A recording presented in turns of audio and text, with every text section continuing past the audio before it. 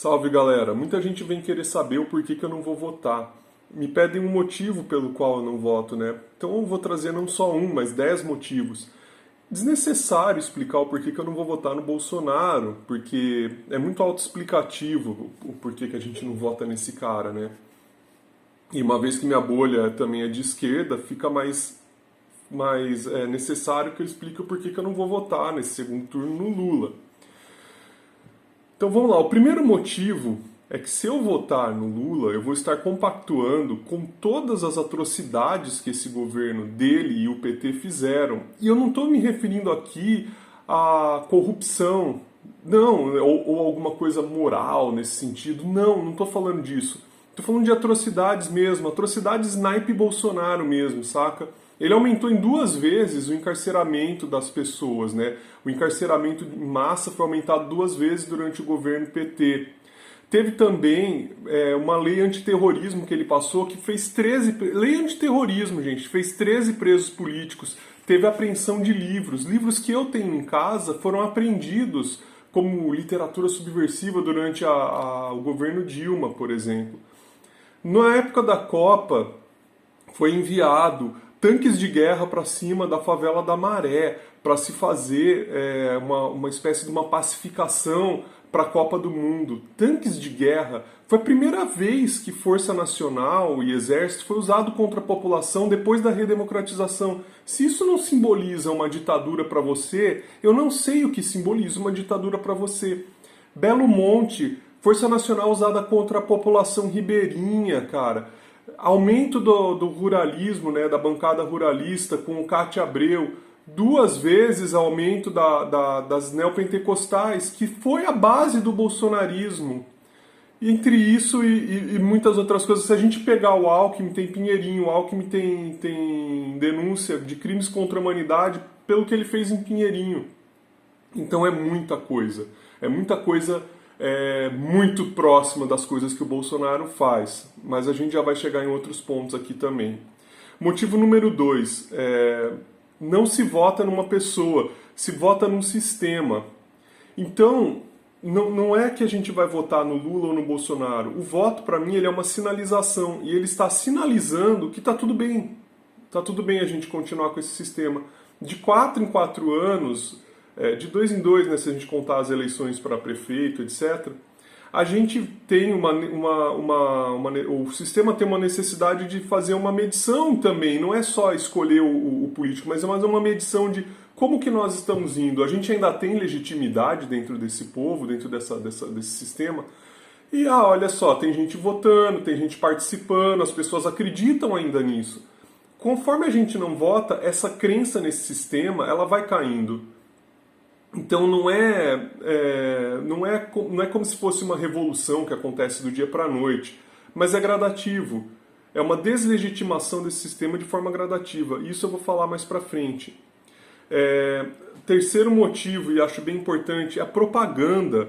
Porque o voto, se você parar para pensar, existe uma grande propaganda em cima da gente o ano inteiro para a gente votar. Vote, vote, vote, vote. A mídia bombardeia a gente com isso. Cada um dos políticos bombardeiam a gente com isso, eles têm fundo eleitoral para isso, eles têm milhões, eles gastam milhões com propaganda. Você acha mesmo que vai votar por uma escolha sua? É inocência achar que a gente não está sendo manipulado. Até dentro do Instagram existe propaganda eleitoral, você está baixando lá e você vê a importância do voto, tire o título. Todos os cartunistas ao meu redor, que é o meio mais ou menos onde eu posto as coisas ali, todos eles estão fazendo propagandas da importância do voto. Tem até propaganda do Burger King falando... É Burger King? Eu acho que sim. Uma dessas redes acho que é o Burger King, falando da importância do voto. Se o Burger King, o Instagram, a grande mídia, todos os partidos políticos, é uma máquina de propaganda enorme. E eu acho importante pensar por conta própria, num cenário onde as nossas escolhas talvez não sejam tão escolhas nossas assim, né? 4. O menos pior é uma questão que as pessoas colocam, né? O menos pior, mais pior, é uma questão numérica. Existe aquela aquele dilema do trem, que tem um trem, uma bifurcação, e você escolhe para que trilho o trem vai, e de um lado tem 10 crianças, do outro tem 20 idosos. Qual que é a escolha correta? É um dilema moral. Ele não tem uma resposta exatamente certa. Só que os dilemas morais, que é o que passa na eleição, que você coloca, não, porque o Bolsonaro matou um monte, mas aí eu falo, não, mas o Lula também matou um monte, só que não, mas o Bolsonaro matou mais, o Lula matou menos. Isso são dilemas morais, porque a gente não sabe quem são essas pessoas que morreram. E seres humanos não são números para mim, isso é uma opinião minha. Para mim, seres humanos não são números. Eu entendo quem vai fazer um voto crítico no Lula, porque eu entendo dentro da cabeça dessa pessoa o entendimento dela sobre números, sobre razão, proporção. Eu entendo, mas não é para mim. Eu não enxergo o mundo dessa forma. Eu enxergo o mundo de uma forma um pouco mais complexa que simplesmente fazer medidas através de números e quem vai matar mais, quem vai matar menos, tira um pouco daqui, põe um pouco ali. Para mim isso não cola. Então esse é o quarto motivo pelo qual não vou votar. Quinto motivo, é um disco que não vira. Daqui a 4 anos estaremos nesse mesmíssimo ponto em que estamos agora.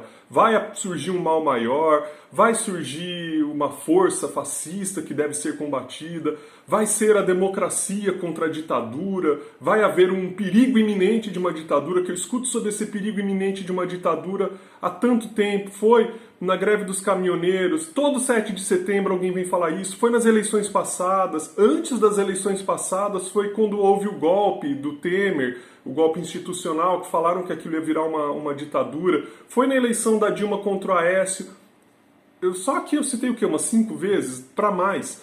Então sempre vai ter esse perigo. Assim, é um disco que não vira. O 6, foi o que eu falei lá em cima, e a gente retoma aqui. As pessoas, quando eu falo que não vou votar, elas falam, mas o que você quer então? Uma revolução? Revolução não vai acontecer, as coisas não são do seu jeito. E não vai acontecer uma revolução. Não desse jeito que vocês acham que ou a gente vota e participa do sistema, ou a gente está esperando uma revolução que vai acontecer da noite para o dia. As revoluções não acontecem da noite para o dia. Os anarquistas disseram que é necessário um grande período de educação para que uma revolução aconteça. Então, para mim, parte desse período de uma transição, e quando eu digo transição, não estou falando de estado transitório, porque se eu falasse de estado transitório eu ia ser a favor do voto, provavelmente. Estou falando de uma transição no pensamento das pessoas. Essa transição passa por deslegitimação do sistema vigente. E cada vez que eu voto, eu estou legitimando esse sistema. Então, para mim, é importante não estar lá para não legitimar esse sistema, para mostrar que esse sistema, pelo menos para algumas pessoas como eu, ele não é legítimo. E ele vai perdendo sua força. Número 7. É uma chantagem. É uma chantagem. As pessoas acham que eu sou parte da militância delas. O vira-voto é uma chantagem. O Saramago disse uma vez que tentar convencer, a tentativa de convencimento do outro é uma tentativa de colonização do pensamento do outro. E o que eu vejo acontecer em períodos eleitorais é uma imensa, uma fortíssima tentativa de colonização do pensamento do outro. Não só pelo motivo que eu falei ali em cima da mídia, mas também pelo motivo das próprias pessoas, que agora começam com movimentos de vira-voto, que vêm e ficam tentando convencer a gente. Eu estou fazendo esse vídeo, presta atenção, para explicar os meus motivos, mas em momento nenhum, preste atenção nisso, em momento nenhum eu falei para você que é errado votar, percebe? Mas o que acontece é que as pessoas vêm e aí eu tenho que explicar, resistir a uma colonização mental, como coloca o Saramago. Então, inclusive que envolve terrorismo nessa colonização, do tipo, se você não fizer isso, você vai estar fazendo o outro. Se você não fizer assim, você vai estar abrindo espaço para o mal maior. Então preste atenção em como as coisas funcionam. Se você está fazendo isso com o outro, essa ideia de vira-voto, que é um diálogo, que as pessoas dizem, não, nós estamos abrindo um diálogo, né? Um diálogo que só se abre de 4 em 4 anos, e um diálogo onde só um está errado, né? Onde o seu ponto é o certo e o outro tem que ser convertido. Então, para mim, essa chantagem me faz dar um passo atrás e me fechar completamente para as ideias que vocês têm a me apresentar muitas vezes, porque eu sei que não é um diálogo, não é um lugar de diálogo. O lugar de diálogo acontece no cotidiano, não só de 4 em 4 anos. Número 8. Os anarquistas do passado passaram por... Eu estou usando os anarquistas como exemplo, mas isso pode se estender a outros tipos de pessoas, como autonomistas, enfim. Pessoas no passado, né, os anarquistas em especial, passaram por situações tão ruins ou piores do que essa, e eles mantiveram o seu posicionamento. Não entendam isso como uma espécie de conservadorismo, de tipo, o passado, uma romantização do passado. Não. Lembra que eu falei que é um processo e que as coisas são gradativas? Esse processo não começou comigo, começou lá atrás. Esse processo do não votar começou lá atrás. E esse processo, eu me sinto parte desse processo. Se eu não voto, eu sinto, para mim, eu estou quebrando essa corrente. Então, para mim, essa corrente é importante, esse processo é importante. Ele não é um processo a curto prazo, não é para amanhã, assim como não foi para eles, para ontem. Eles pensaram que daqui a 20, 30 anos talvez as coisas mudem, daqui 50, 60 anos talvez as coisas mudem. Elas não mudaram, mas elas têm que continuar. Daqui a 30, 50 anos, quem sabe elas mudem. Eu sei que eu estou fazendo minha parte, assim como eles fizeram, dentro do que eu e esses anarquistas do passado acreditamos. E isso também mostra que não é uma ideia nova e que não é uma ideia sem fundamentos, uma ideia apolítica, uma ideia muito politizada. Surge inclusive de pessoas que estão envolvidas com luta social há muito tempo, que estão envolvidas com pensamentos há muito tempo, né? Estão criando, né, gerando pensamentos, criando conhecimento. Eu não quero trazer aqui uma forma acadêmica de dizer, mas vamos colocar aí, gerando... trabalhando na construção de conhecimento há muito tempo. Número 9, existe uma polarização que me desagrada demais. Dentro dessa polarização, quantos amigos você perdeu? Quantas pessoas você não consegue mais conversar? Quantos diálogos se tornaram insuportáveis dentro da sua vida? Responda isso para você aí. Como que essa polarização está acontecendo para você? Isso está tirando o seu sossego ou você está de boa com isso? Como que está chegando para você a notícia desses bolsominions que estão matando petistas, ou notícias de petistas que esfaquearam bolsominions, aí como saiu também essa notícia? Como esse tipo de notícia está saindo está chegando para você? Isso está de boa para você? É uma pergunta que a gente deve se fazer. Como que nós estamos? Como é se a gente está bem com isso? Qual é as nossas sensações dentro disso? Isso também é importante. Isso também é importante. E número 10, não menos importante, mas é a minha teimosia. Frente a tudo isso, eu acredito que é necessário, sim, que eu tenha, que eu tenha o meu posicionamento. E o meu posicionamento, para mim, ele é importante. Então eu sou teimoso, eu não vou mudar de opinião. Sabe? Não agora. Não agora. Tivemos aí a vida toda para conversar sobre política. As pessoas vêm de 4 em 4 anos, a gente tenta conversar sobre política, as pessoas fecham o rosto, depois de 4 em 4 anos ficam todas boazinhas e... Não, vamos abrir um diálogo. Que diálogo, cara? Que diálogo que você está abrindo? Você está vindo me convencer. Eu sou teimoso, eu não vou cair no seu convencimento de jeito nenhum. A minha cabeça está feita, eu não vou votar.